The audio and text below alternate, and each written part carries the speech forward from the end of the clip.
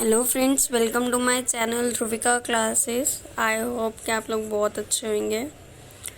तो आज मैं स्टार्ट कर रही हूँ क्लास 12 का विस्तार English chapter number 3 journey to the end of the earth. किसने लिखी है? तिशानी दोशी ने। If you want to know more about the planet as a past, present and future, the Antarctica is the place to go to born होएगा। मतलब यदि आप अपने ग्रह पृथ्वी को के भूत, वर्तमान और भविष्य के बारे में जानना चाहते हैं तो अंटार्कटिका ऐसा स्थान है जहां जाना चाहिए। ठीक है, लेट्स स्टार्ट दिस चैप्टर। मैं आपको इसकी समरी बताऊंगी। Early this year I found my self aboard Russian research vessel the अकादमिक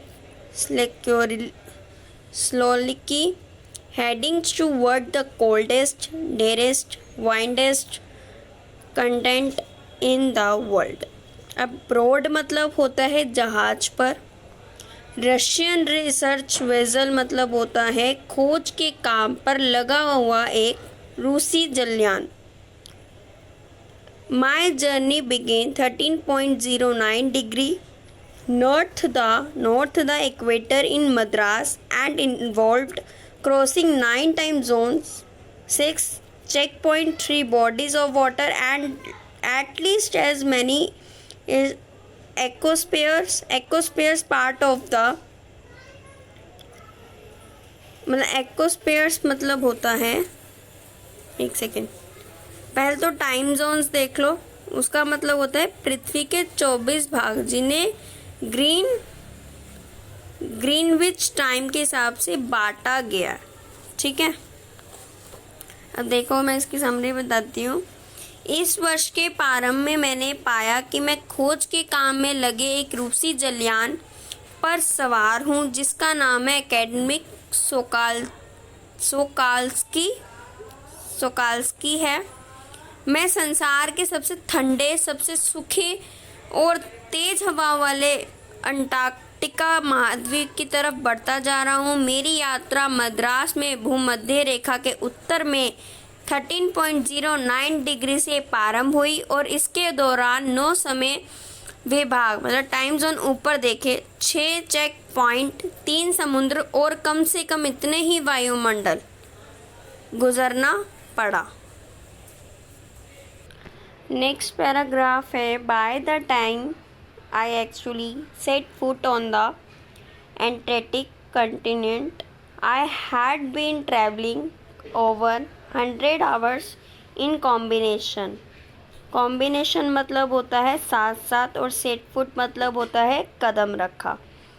combination of a car and aeroplane and a ship. So my first emotion on facing Antarctica, expansive white landscape and untrapped blue horizon was relief, followed up the immediate and proud wonder at its immensity, its isolation, but mainly at how there could ever have been a time when India and Antarctica were part of the same landmass। अब देखिए, emotion मतलब होता है भावना, expensive मतलब होता है फैला हुआ, लैंडस्केप मतलब होता है दृश्य, यूनिट्रप्ट मतलब होता है आवाज़, रिलीफ मतलब होता है शांति, प्रोफाउंड मतलब होता है महान, इमिसेंटी मतलब होता है विशालता, आइसोलेशन मतलब अलगाव और लैंड मास धरती। अब दक्षिण महाद्वीप में कदम रखने से पहले मैं कार, हवाई जहाज और जलयान में कुल मिलाकर 100 घंटे से अधिक की यात्रा कर चुका था। अंततः दक्षिण महाद्वीप के विस्तृत सफ़ेद दृश्य और आबाद क्षितिज को देखकर मेरी पहली भावना शांति और चैन की थी। इसके तुरंत बाद ही महान आश्चर्य की विषमता था उसकी विशालता। उसके अलगाव पर मुख्यतः इस बात पर कि कैसे कभी वह समय पर रहा होगा जब भारत और दक्षिण महाद्वीप एक ही धरती के हिस्से थे। तो मैं यही बोलूँगी कि मैं ना पैराग्राफ वाइज आपको समरी बता देती हूँ, जैसे मैंने पहले वीडियोस में बताया है, क्योंकि एक्चुअली ऐसे वीडियो बहुत लंबी हो जाएगी तो आप लोग बोर हो जाओगे तो ध्यान से सुनोगे ना जब भी, तो आपको चैप्टर समझ आएगा। तो मैं आपको पैराग्राफ वाइज समझाती हूँ समरी को। Part of the history 650 million year ago a giant एमलिगमेटेड से लेके नाउ ए टुडे तक। अब इसमें वर्ड्स है, मैं आपको उसकी मीनिंग बताऊंगी, उसके बाद मैं आपको समरी बताऊंगी। गेंट मतलब होता है विशाल, एमलागमेटेड मतलब होता है मिश्रित मतलब मिक्स्ड, सुपर कॉन्टिनेंट मतलब अतिमहाद्वीप, ग्लोबल संसार के, फ्लोरा वनस्पतियाँ, फाउना मतलब पशु पक्षियाँ, थ्रिफ्ट मतलब फलते फूलते रहें, विप्ड आउट मतलब होता है समाप्त हो गए, मामल्स मतलब होता है स्तनपायी प्राणी। 6 अरब 5 करोड़ वर्ष पहले एक विशाल मिश्रित जुड़ा हुआ दक्षिण अंतिम महाद्वीप गोंडवाना निश्चित रूप से अस्तित्व में था, जो मोटे तौर पर आज के अंटार्कटिका के चारों ओर स्थित था। स्थितियां उस समय पर बिल्कुल अलग थी और जलवायु कहीं अधिक उष्ण थी। 5 अरब वर्ष तक गोंडवाना फलता फूलता रहा, पर लगभग उस समय जब डायनासोर समाप्त हो रहे थे तो स्तनपायी प्राणियों का युग प्रारंभ हो रहा था। धरती पर देशों में अलग अलग बंटने के लिए मजबूर हो गई थी और पृथ्वी का बहुत कुछ ऐसा रूप बना जो आज हमारे सामने है। To visit Antarctica now it's to be part of that history से लेके ऑफ द वर्ल्ड तक। टू गेट अ ग्रैप्स मतलब होता है समझना, हैंडलिंग मतलब होता है बढ़ता हुआ, सिग्निफिकेंस मतलब महत्व, कॉरिड लाइन मतलब होता है किसी भूभाग की मुख्य पर्वत श्रेणी से संबंधित, फोल्ड्स मतलब होता है परते मतलब क्रम, और प्री कैम्ब्रियन मतलब होता है कैम्ब्रियन युग से पहले, युग लगभग 6 करोड़ वर्ष पहले माना जाता था। ठीक है। ग्रेंट मतलब shining black stone, black colour का कोई शाइनिंग सा स्टोन होता होगा। शील्ड मतलब होता है a vast area of ancient crystal rocks of which together with a platform continues a creation. extension मतलब weeping of, mind blowing मतलब विस्मयकारी, जम्मिंग मतलब धक्का देना, बक्कल बोइंग माइंड ब्लोइंग, तो वो मैंने बता दिया। बक्कल बैंड मतलब होता है जमीन, ड्रिफ्टिंग ऑफ जाता हुआ, क्रिम्प्लोर मतलब होता है around pole of the earth, frigid मतलब ठंडी, डेसोल्ट मतलब निर्जन। इस समय अंटार्कटिका की यात्रा करना, उस इतिहास का हिस्सा बनना है, ये समझना है कि हम कहाँ से आए हैं और किधर जा रहे हैं। इसका अर्थ है पृथ्वी की मुख्य पर्वत श्रेणी की परतों के महत्व को समझना और कैम्ब्रियन युग के पहले की ग्रेनाइट चट्टानों से बने भूभाग को समझना, ओजोन और कार्बन को समझना, विकास और प्रलय को समझना। जब आप ये सोचने लगे कि 10 लाख वर्षों में हो सकता है, तब मस्तिष्क चकरा जाता है। जरा कल्पना करो, भारत उत्तर की ओर बढ़ता हुआ, एशिया की धरती की ओर परत तोड़ने के लिए उसे धकियाता हुआ और हिमालय को बनाता हुआ, दक्षिण अमेरिका अलग अलग हटकर उत्तरी अमेरिका की तरफ बढ़ता हुआ, एक ड्रैग दर्रा बनता हुआ जिसे ध्रुव के चारों ओर ठंडी जलधारा बही, जो अंटार्कटिका को ठंडा, निर्जन और पृथ्वी पर सबसे नीचे रखे। इसका एक क्वेश्चन बन रहा है, how do geological phenomena help us to us about the history of human kind. भौगोलिक प्रक्रिया मानव इतिहास के बारे में जानने के लिए कैसी हमारी सहायता करती है? आंसर है जियोलॉजिकल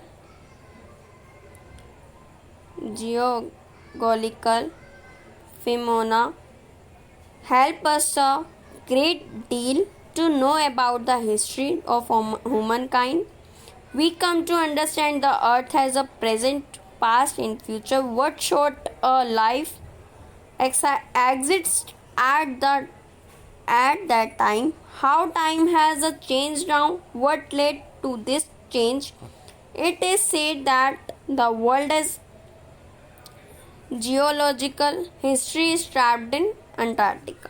नेक्स्ट है for a sun row shipping से लेके it is not good. Chilling मतलब होता है कष्टकारी. प्रोस्पेक्ट मतलब होता है संभावना. सर्कुलेटरी संचार संबंधी. मेटाबॉलिक शरीर की भौतिक और रासायनिक क्रियाएं. डिवॉइड वंचित. Markers sign. बिलबोर्ड्स विज्ञापन पटल. पर्सपेक्टिव पिक्चर्स मतलब तस्वीर विजुअल. दृष्टिका. मिडेज एंड मिट्स मतलब होता है बहुत छोटे कीड़े. सुरेल मतलब होता है विचित्र. ऑस्ट्रल दक्षिण. एबिक्विट्स मतलब सर्वव्यापी. एवलुचाइंस मतलब होता है बर्फ की नदी. क्लैविंग टूटना. कंस्ट्रक्ट्स मतलब होता है पवित्र बनता है. एमेरिजन्स डुबकी या ईसाई बनना या दक्षिण करना. और जियोलॉजिकल भूगर्भीय.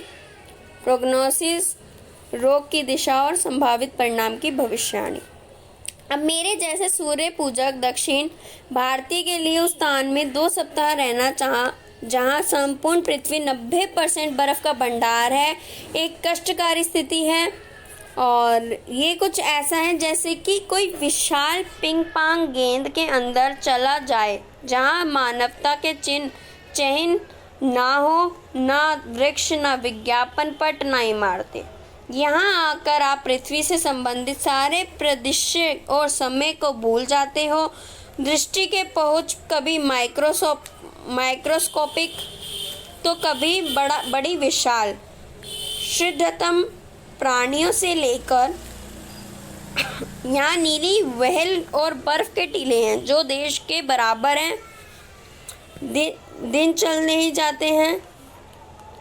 24 घंटे अवास्तविक दक्षिण प्रकाश में और रहता है एक सर्वव्यापी सन्नाटा जो है तो तब टूटा होता है जब अचानक कोई बर्फ की नदी बनती है या कोई बर्फ की चट्टान टूट जाती है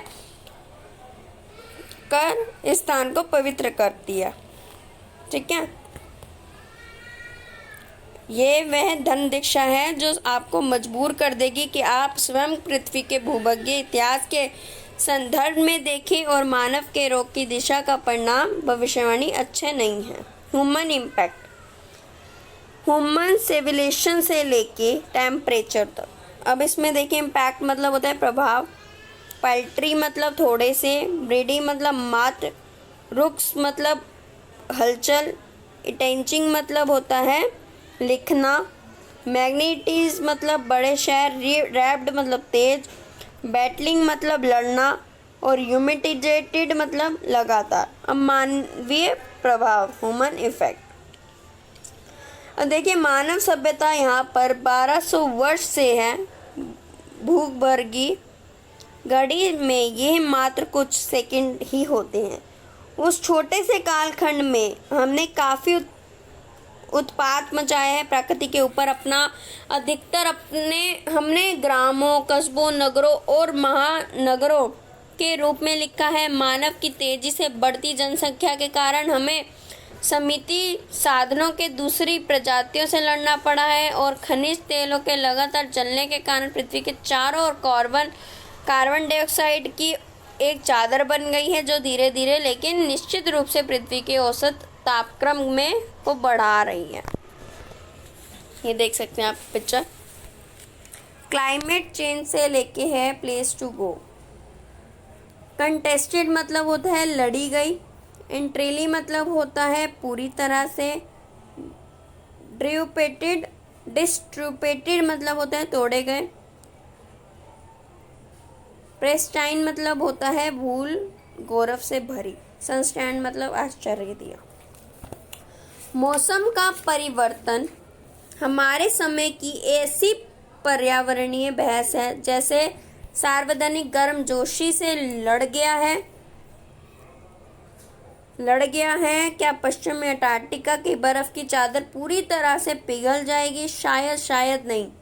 दोनों की स्थितियों में अंटार्कटिका इस बहस का प्रमुख भाग है, न केवल इसलिए कि यह संसार का इकलौता स्थान है जहां कभी मानव जाति नहीं रही और इसलिए तुलनात्मक रूप से अपने मूल गौरव को बनाए हुए हैं, बल्कि अधिक महत्वपूर्ण बात यह है कि इसकी परतों में 5 लाख वर्ष पुराना कार्बन का रिकॉर्ड फंसा है। यदि हम भारत के वर्तमान, भूत और भविष्य का अध्ययन करना चाहते हैं तो अंटार्कटिका का वह स्थान जहां हमें जाना होगा। Student on ice the programme से लेके एक्ट तक।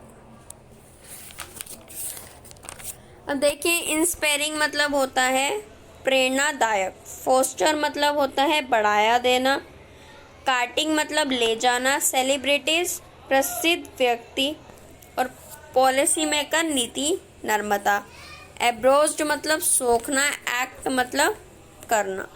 बर्फ पर विद्यार्थी नामक कार्यक्रम का जिसमें मैं शोकास्की के साथ काम कर रहा था, उद्देश्य बिल्कुल यही काम करना है। ऐसे हाई स्कूल के विद्यार्थियों को संसार के दूसरे किनारों पर ले जाकर प्रेरणास्पद शिक्षा के उन्हें ऐसे अवसर प्रदान करके दिया जाता है और जिसमें उनमें एक नई समझ का विकास और इस ग्रह के प्रति आदर उत्पन्न हो। ऐसा करते हुए 6 वर्ष हो चुके हैं। इसका प्रमुख कैनेडियन जियोफ ग्रीन है, जो ऐसे व्यक्तियों को वहां ले जाकर थक चुका था जो प्रसिद्ध और रिटायर्ड अमीर विचित्रता के खोज में लगे व्यक्ति जो समिति मात्र में ही प्रतिदिन दे सकते थे। बर्फ पर विद्यार्थी कार्यक्रम के द्वारा वह नीति निर्माताओं की भावी पीढ़ी को उस छोटी उम्र में जब वह कुछ ग्रहण करने, सीखने और सर्वाधिक महत्वपूर्ण बात करने के योग्य हैं, तब वह उन्हें जीवन के परिवर्तन करने वाले अनुभव प्रदान करता है। The reason the programme have been से लेके वेरी रियल तक। अफेक्टेड मतलब होता है प्रभावित, ब्लेज मतलब उबना और लेट्विड मतलब अक्षातर। जिस कारण से ये कार्यक्रम इतना सफल रहा वह यही दक्षिणी ध्रुव के आसपास कहीं जाना और प्रभावित ना होना संभव है। अपने अपने अक्षांतर और देशांतर में चैन से बैठकर बर्फीले पर्वतों के पिघलने के बारे में उर्ब जाना आसान है, पर जब आप अपने सामने ग्लेशियरों के पीछे हटते और बर्फ की चट्टानों का नष्ट होना देखते हैं, तब आप अनुभव करने लगते हैं कि पृथ्वी के गर्म होने की धमकी बहुत वास्तविक है। अंटार्कटिका बिकॉज से लेके इनटू प्लेस तक इकोसिस्टम होता है पर्यावरण और बायोडाइवर्सिटी मतलब होता है विविध जीवन प्रजातियां। डिप्लेशन मतलब गिरावट, मैन मतलब समुद्री, प्रेबल मतलब नीति कथा। आपने सरल पर्यावरण और जीवन प्रणालियों को विविधता की कमी के कारण अंटार्कटिका ये अध्ययन करने के लिए आदर्श स्थान है कि किस प्रकार पर्यावरण में होने वाले छोटे छोटे परिवर्तनों का बड़ा प्रभाव हो सकता है। उदाहरण के लिए अति सूक्ष्म फाइटोप्लैंक्टन को ही ले लो। समुद्र की वह घास जो पूरे दक्षिण समुद्र की भोजन श्रृंखलाओं को पुष्टि और आधार प्रदान करती है। ये एक कोशिका वाले पौधे सूर्य की धूप का उपयोग करके उस वश्यमकारी और सर्वाधिक महत्वपूर्ण क्रिया द्वारा, जिसे फोटोसिंथेसिस कहते हैं, कार्बन ग्रहण करने कार्बन के यौगिक बनाते हैं। वैज्ञानिक चेतावनी देते हैं कि ओजोन परत के छोटे होने पर फाइटोप्लैंक्टन के क्रियाकलापों पर असर पड़ेगा, जिससे प्रभाव उस क्षेत्र के हर समुद्री जीवों और पक्षियों पर पड़ेगा और पृथ्वी के कार्बन चक्र पर भी। फोटोप्लैंक्टन की इस कहानी में अस्तित्व का महान रूप छिपा है। छोटी छोटी बातों की चिंता कर लो और बड़ी बड़ी अपने आप हो जाएंगी। Walk on the ocean, my Antarctic से लेके कनेक्ट तक। अब देखिए, टर्न अराउंड मतलब होता है पीछे मुड़ना, हेड मतलब जाना, गैंग प्लैंक मतलब होता है वह तख्ता जो जलयान में चढ़ने या उतरने के लिए प्रयोग किया जाता है। अब देखिए, मेरा अंटार्कटिका का अनुभव इस प्रकार के दर्शनों से भरा हुआ था, परंतु सर्वोत्तम वह था जो अंटार्कटिका घेरे से बिल्कुल निकट 65 से 55 डिग्री दक्षिण में हुआ। प्रायद्वीप और डेड पोल आयरलैंड के बीच एक सफ़ेद बर्फ की पट्टी में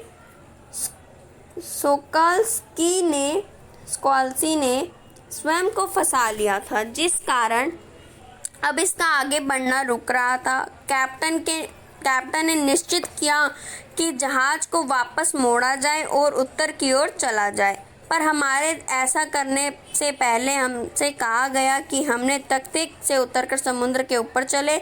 इस प्रकार हम 52 लोग वाटरप्रूफ कपड़े, एंटी ग्लेयर चश्मे पहने कर शुद्ध सफ़ेदी के ऊपर चल रहे थे, जो लगता था सर्वत्र फैली हुई है।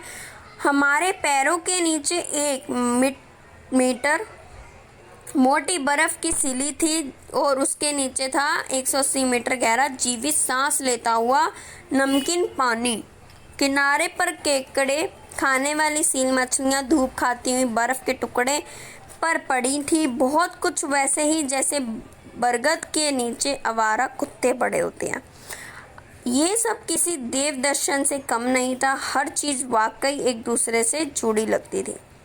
एंड लास्ट पैराग्राफ है आपका 9 टाइम जोन 6 चेक पॉइंट 3 से लेके डे मेक्स तक। ब्यूटी ऑफ बैलेंस, संतुलन का सौंदर्य। बी अराउंड मतलब जीवित होना।